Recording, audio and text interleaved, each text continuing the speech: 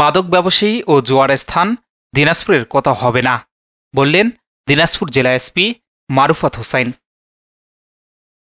আসসালামু আলাইকুম। এমকে টেলিভিশনের নিয়মিত সংবাদে আপনাদের স্বাগত জানাচ্ছি আমি আশুরা খাতুন নদী।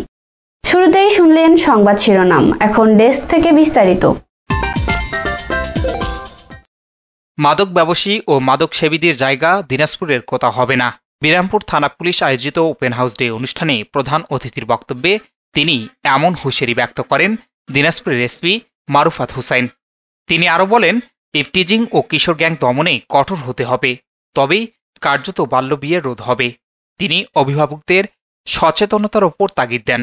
তিনি আরও ঘোষণা দেন, যে সমস্ত থানায় বালু সিন্ডিকেট সহ অবৈধ সিন্ডিকেট চলমানের খবর পাওয়া গেলে সংশ্লিষ্ট থানার দায়িত্বপ্রাপ্ত কর্মকর্তাদের বিরুদ্ধে ব্যবস্থা নেওয়া হবে। গর্বের সাথে তিনি বলেন, চাকরিকালীন সময়ে একটি টাকাও অবৈধভাবে গ্রহণ করেননি।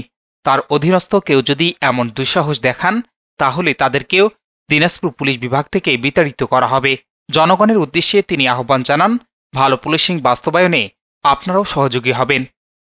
শনিবার সকাল 10টায় বিরামপুর থানা কনফারেন্স রুমে অফিসার ইনচার্জ মমতাজুল হকের সভাপতিত্বে আলোচনায় বিশেষ অতিথি ছিলেন বিরামপুর উপজেলা নির্বাহী অফিসার নুজাহাত তাসনিম আউন, বিরামপুর সার্কেল ইন্সপেক্টর ফারুক, থানার ওসি তদন্ত আতাউর রহমান সহ আরও অনেকে।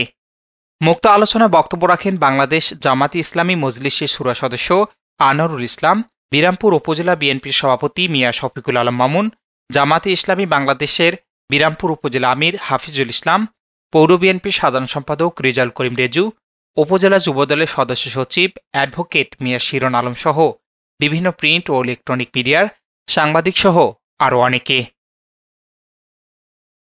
S Rahman, news desk, MK television.